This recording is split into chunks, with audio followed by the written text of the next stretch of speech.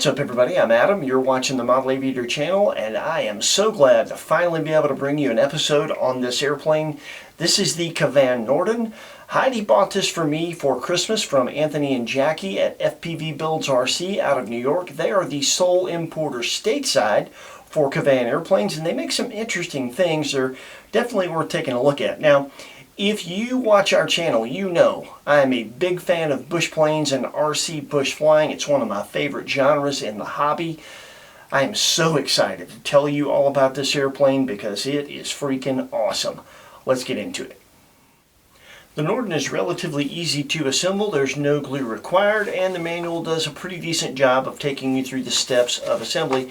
Now, one thing about these KAVAN manuals that you need to know: the illustrations for the assembly and the actual assembly directions are on different pages. The directions are on page 3, the illustrations are on page 9, so if you know that going in, it'll go pretty smooth. The part count on the Norden is relatively low. We started with our main gear assembly. Each aluminum gear leg attaches to an aluminum rotating bracket on the side of the fuse with 2 screws. There's a white plastic stopper for those gear legs. You just want to make sure those are properly secured. Next, you'll install your 2 shocks. They attach with screws on either end. You may have to bend one end on one of them or possibly both to make sure that they don't conflict with each other and they have proper clearance from each other. Next, we installed our tail section. The horizontal installs with 2 screws, and then the vertical goes right down into place, and you secure it with a single bolt from underneath, and then there's a secondary bolt that screws into the rudder directly on a small bracket there. Your tail wheel simply slides right into a slot and snaps into place. Next, I secured my ESC with servo tape, and I'm using an adapter that goes from XT60 to EC3. Then I installed my receiver just behind where the hatch goes, right underneath where the wing installs. That's also where the electronics board is, and note that the electronics board has 2 multi-pin connectors on either side, one for each wing. The wings utilize a single carbon spar. You'll bring the 2 wing halves together. Be mindful of the 2 multi-pin connectors coming from each wing. You want to plug those multi-pin connectors into the electronics board underneath the wing. You'll put the rear foam tab in the back of the wing into the back of the fuse, and as you bring the wing down, be mindful you don't pinch those multi-connector wires. Once you get the wing down into place with the hatch off, you'll then install this plastic bracket on the top of the wing, and you'll use these 2 large bolts to install the wing.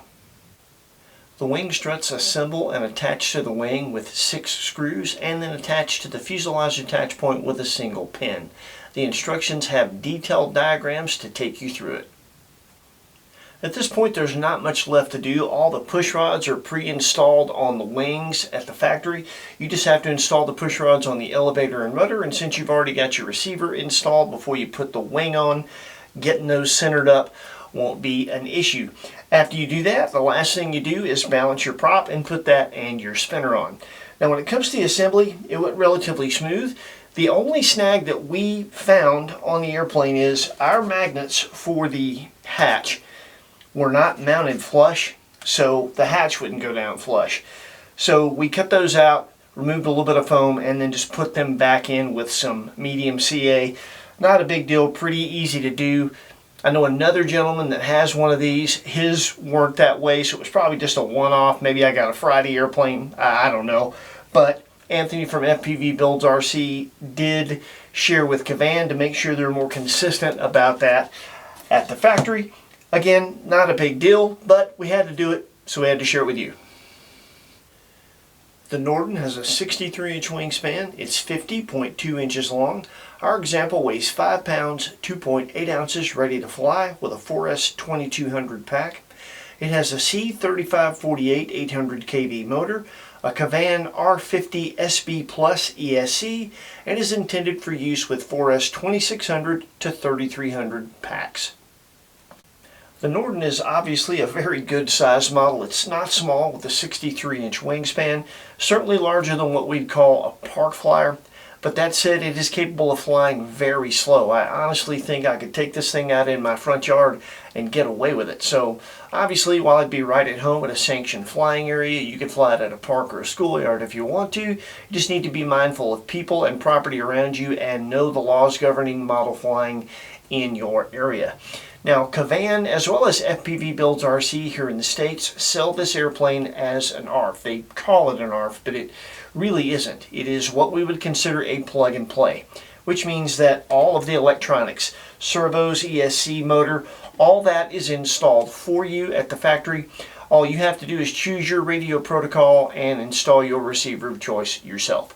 It is a 5-channel airplane out of the box. You have elevator, rudder with a steerable tail wheel, ailerons, flaps with articulating slats that work in conjunction with each other, and of course throttle control. And if you're going to use some sort of stabilizer, if it isn't self-contained like a Spectrum, you may do the 6-channel to flip through the modes on that.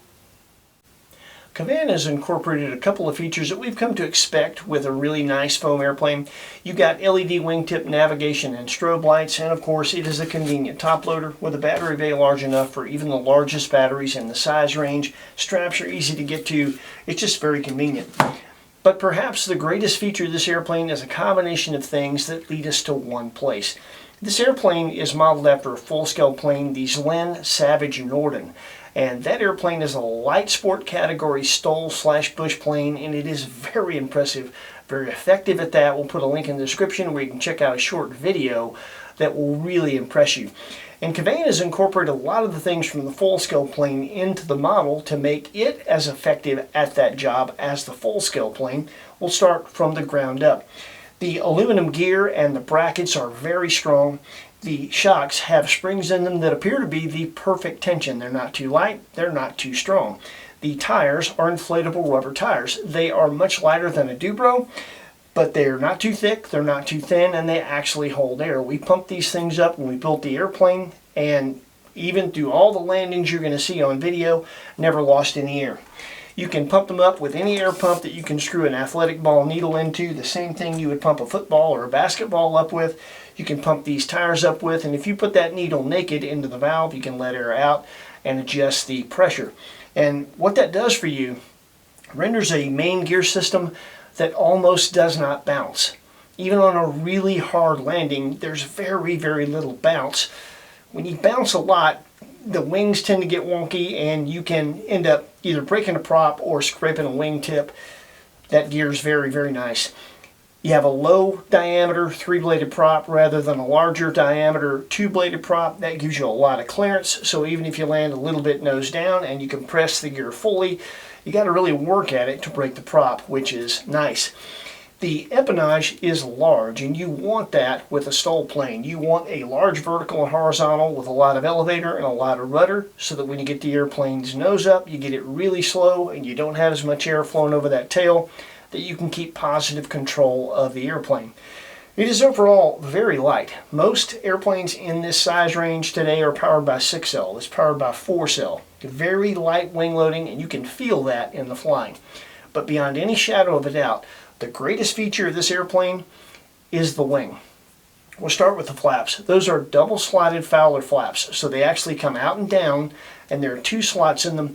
In the full-scale world, there's a company called P-Stol that makes flaps like that. A lot of people incorporate them on Mauls and Cubs, and the advantage of the P-Stol flaps, or the double slotted Fowler flaps, is they enable you to get the airplane slower with a low deck angle. So where you would normally with normal flaps have to get the nose way up to get the airplane slow, you can get it as slow with the airplane almost level. That enables the pilot to see over the nose and see what kind of backcountry area they're about to land in, which is pretty important, and it works that way with this airplane.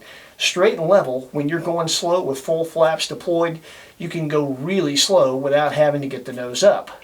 But if you want to get the nose up, there are slats that articulate with the flaps. So when the flaps are up, they are the leading edge of the wing. They're efficient, you can go fast, they don't create any drag. When you incorporate the flaps, the slats come out and become actual slats. And this is something that a lot of model companies get wrong. They put the slats too far away from the leading edge of the wing. The space is just too big. And I know that because I've cut the mounting brackets of a lot of slats down, got them closer, and greatly improved the way the slats work on many models. They got the spacing right on this. So very, very impressive. They put a lot into this airplane to make it an effective STOL plane, and that's a great feature. When it comes to setup, the manual has all the pertinent bits of information, things like CG, control throw suggestions, rate suggestions. This is a plug and play, even though they call it an ARF, so you will have to install your receiver of choice. We fly Spectrum, so we installed an AR631 Plus receiver that's got SAFE and AS3X Plus stabilization. We did not incorporate SAFE. We did, however, tune AS3X Plus to our Norden. We've got that on a switch. That way we can report to you how the airplane flies both with and without a really good stabilizer. Now, one thing I will share with you when it comes to the flaps and the slats, the way the linkages are worked, it's a pretty trick little system. There's really not much room to make any mechanical adjustments to get more throw. You can make some electronic adjustments to get just a tiny bit more, maybe 10% more. But when you first deploy the flaps and the slats, it's not going to look like you have enough of either. You do. You don't have to mess with that. The stock amount of throw allowed is perfect. Watch us slow this airplane down and you will see what I mean in the flying footage. Now, when it comes to flying this airplane, we flew it on 4S 2200s pretty much exclusively, and you will notice that's a bit below the start of the suggested battery range. We know that, but putting that battery dead center of that wooden battery tray in the Norden rendered us a really good CG. The CG you're going to see on our setup info page, and the CG we're flying at the entire time we're flying this airplane. All the footage you're going to see is on that battery in that position, and it's very efficient. So even on a 2200 flying aerobatics, we can get 6.5 or 7 minutes. If all we're doing is STOL takeoffs and landings and putting around as slow as we can fly this airplane, which is fun, by the way, you can get 10 or 11 minutes with that battery. So just because you can fit a 4000 in that honking battery bay doesn't mean you should. Don't go stuffing the biggest battery you can fit in a STOL plane. You're going to remove that airplane's ability to give you its best at what it is intended for. Trust me, try it light first. So we're going to go right now to our setup page. All of our setup information is there, including our AS3X Plus settings for those of you that might fly your Norden on Spectrum. You can pause that, take a look at it, duplicate on that on your airplane if you'd like. After that, we're going to go right to our flying demo. We've got a lot of really good footage. I think you're going to enjoy this, enjoy the flying. We'll see you back here. We'll give you our final take on this awesome airplane.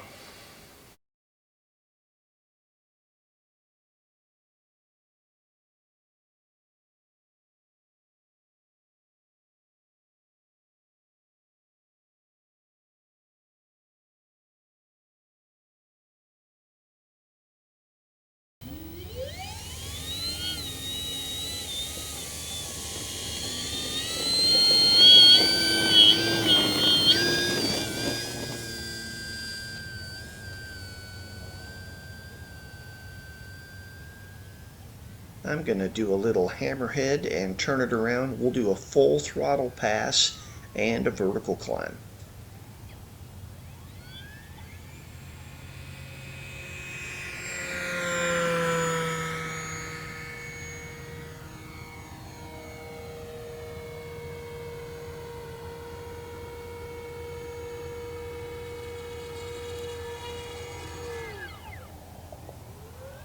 As you can see, it's got plenty of vertical, but it is not unlimited by any means.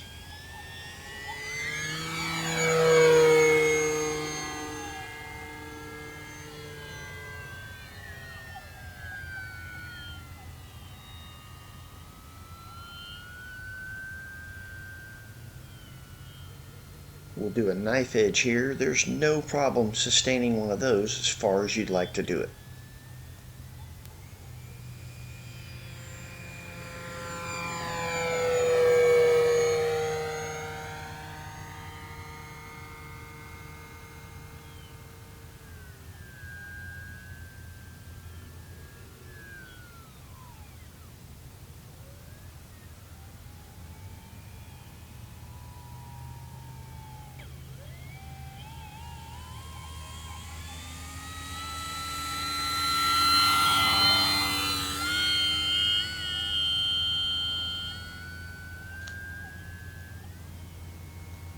It's very stable in cross-control situations like that slip pass or flat turns or knife edges.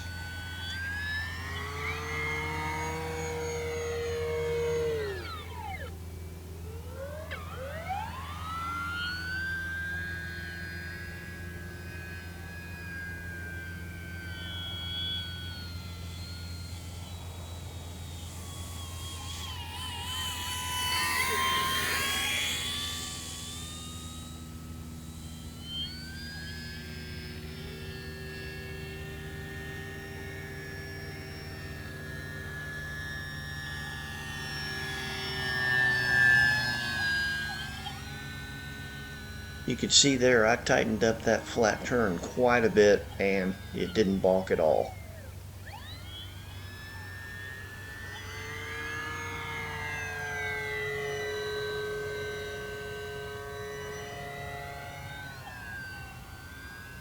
The Norden has a very smooth scale look to it when you're taking it through maneuvers.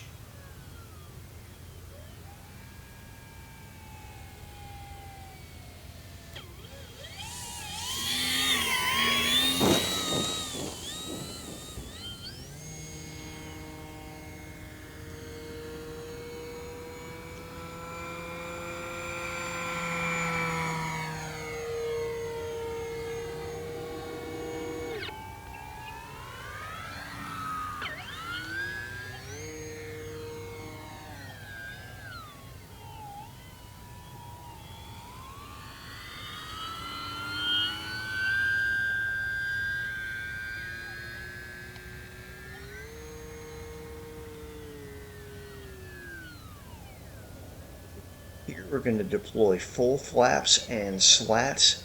It is amazing how quickly you can get the nose way up when you want to get this thing really slow.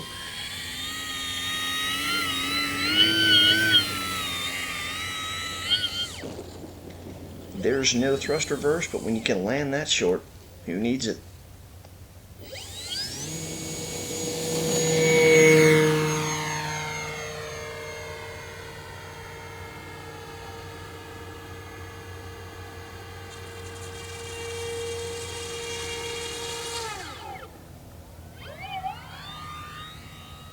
It does a really good tail slide as well.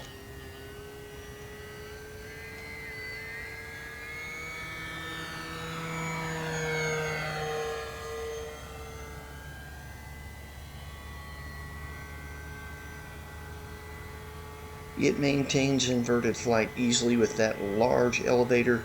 Very little down is required to maintain it.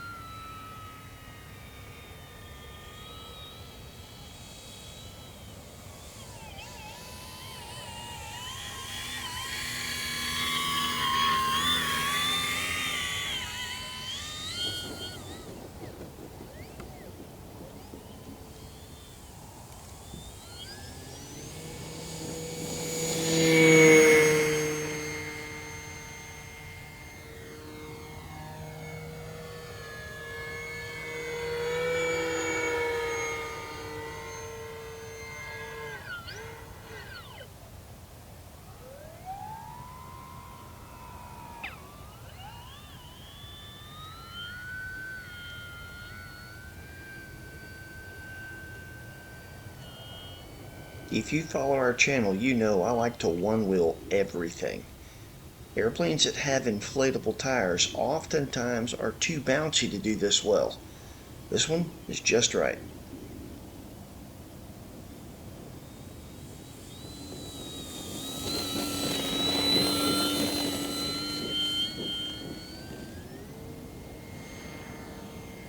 When it comes to using stabilization or not using it, the results are as you might expect. If you're in the camp that doesn't like to use a gyro, airplanes in this design configuration are very stable and certainly don't need one to fly well. If you are in the camp that likes stuff like AS3X Plus With a good tune, the potential is there to make everything that the airplane is that is good even better.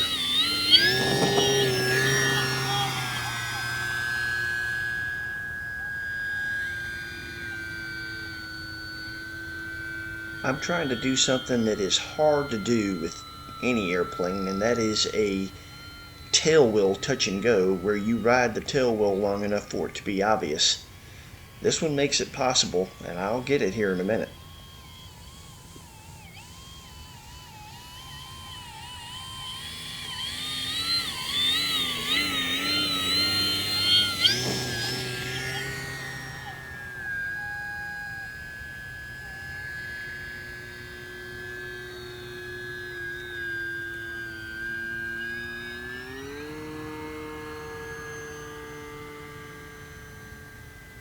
No better way to end a demo with a stall plane than a monster slip followed by a donut. If you've been mindful of the time, you'll notice this is going to end up being almost an 8.5 minute flight. I actually put the plane into low voltage cutoff right after the donut.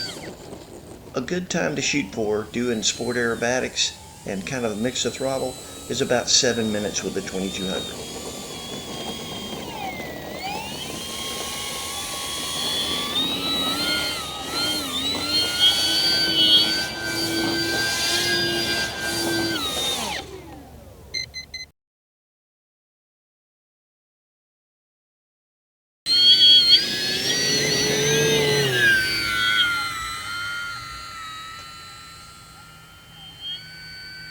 We had to include this footage for a couple of really good reasons. One, it was early morning, the sky was perfect, the lights pop, and it was just absolutely beautiful. And two, this is a really great way, an entire flight of slow flight in the early morning to show you the two different ways you can fly the Norden slow. Here, we have a low deck angle, but full flaps and slats engaged. We're taking advantage of those P-stole flaps we were talking about.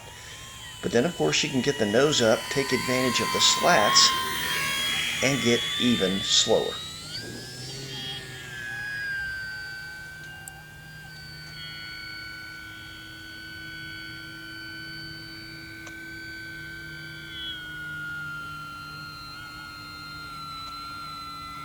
Enjoy this gorgeous footage, watching just how slow the Norden can get, whether you decide you want to use a low deck angle or a high deck angle. And at some point in here, I get probably the best tail wheel touch and go that I got the entire time flying it.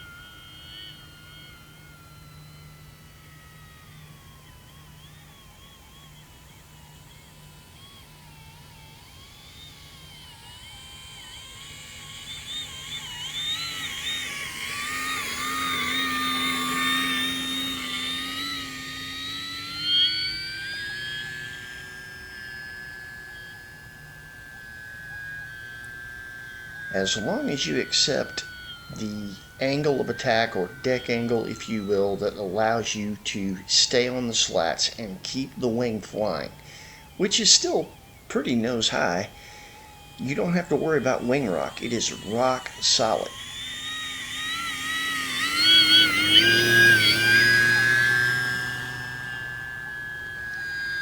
You don't really get into a wing rock situation where it starts to scare you and get unstable unless you're bent on pulling that nose higher than that angle of attack, taking it past even critical angle of attack with the slats and get it into a Harrier, which to be honest isn't needed to get it really slow.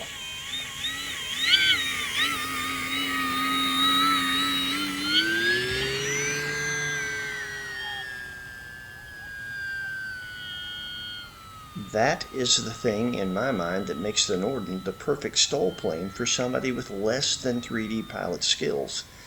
You don't have to get this thing into a Harrier to get the nose pretty far up and get it really slow.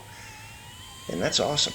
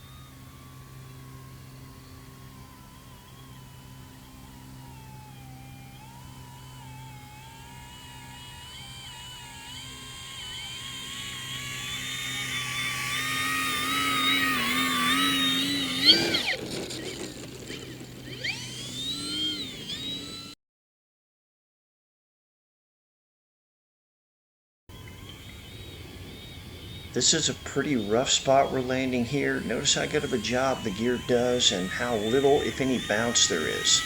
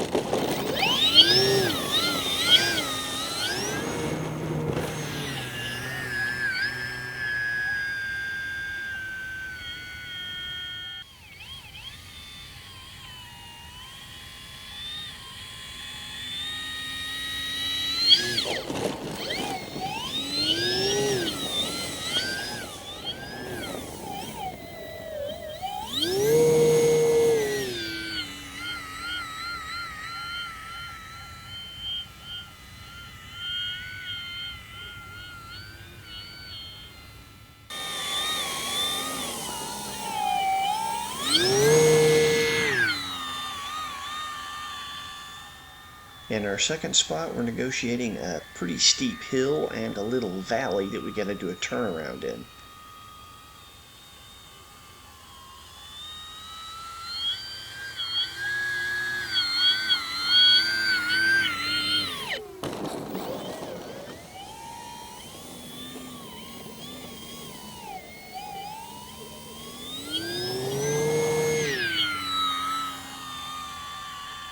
On the first view, we're just trying to take off right off the edge, turn around in the valley, then climb up and hit our mark just past the edge.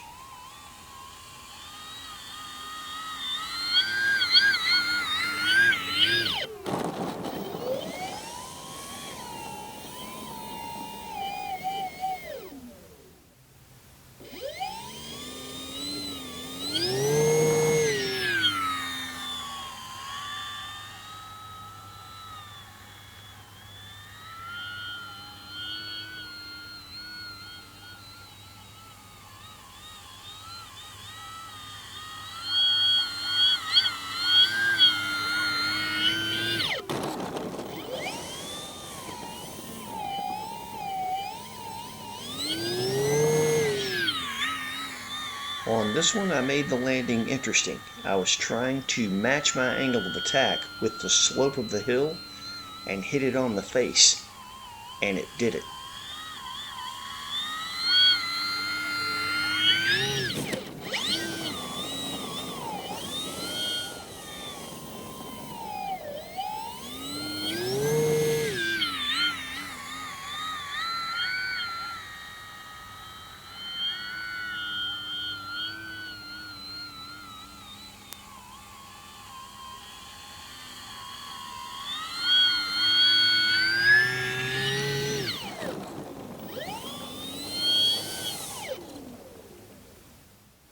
I'm very impressed. Had a blast flying this airplane. We spoke a lot about our flying impressions during the flying, but I mean, clearly, while this airplane is plenty aerobatic in the sport bush plane sense, it is not as aerobatic as some. There are some airplanes that are near 3D XA airplanes, and this one is simply not that aggressive, but it certainly slows down incredibly well.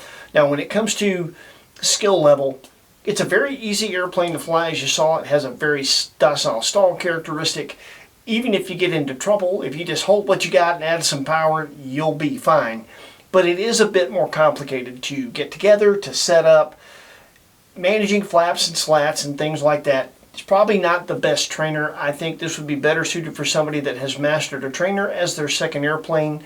For somebody like that, it'd make a great first tail dragger and a great first full-featured airplane, if you will. Obviously, if you are an experienced pilot, you're going to have an absolute blast with this thing. When it comes to the price point, getting KAVAN here to the States at FPV Builds RC, it's expensive. They're coming from the Czech Republic. It's not cheap. They have a premium price point. In my mind, they are premium airplanes, and I'm going to be honest with you when it comes to this particular one. I love this airplane, and I'm going to get another because I want a backup, because I want one in the hangar always that bad. And if I didn't have a backup and I were to crash this and they were suddenly $200 more than they are right now, I'd pay it. And I will tell you why. Now again, when it comes to aerobatics, if you're looking for a sport scale STOL plane, a Super Timber, for instance, will fly circles around this thing when it comes to aerobatics. But when it comes to going slow, when it comes to bush flying, scale bush flying like I like to do, and STOL flying, this airplane is incredible. I've never flown anything that will slow down quite like this one will. Now, I've seen guys with Fun Cubs and other airplanes slow them down as slow as this one will go, but it takes a 3D skilled pilot in a Harrier to do that. When I'm slowing this airplane down and I've got that nose up, the reason it's rock solid and I'm not dealing with any wing rock is I'm not trying to Harrier it. I'm still flying on the wing because those slats are so effective. And that makes it very easy to get it really, really slow. In that aspect of flight, I just don't think this airplane has a peer. I think it is the best one on the market out there. And until we see other companies doing this with a wing, this one's going to be untouchable in that respect, and that's why I love it so much. So, if you decide that you'd like to add one to your hangar, we'll put a link in the description where you can do just that. Check out Anthony and Jackie at FPV Builds RC out of New York. They're the sole importer for these airplanes here in the States. They're good folks. They give great customer service, and I think you'll enjoy your experience working with them. When you go through that link, it definitely helps out our channel, lets them know you're paying attention, and we appreciate it when you do that. Thank you very much. That's it for us. Take care of yourselves. Happy flying. We'll see you next week with something cool with wings.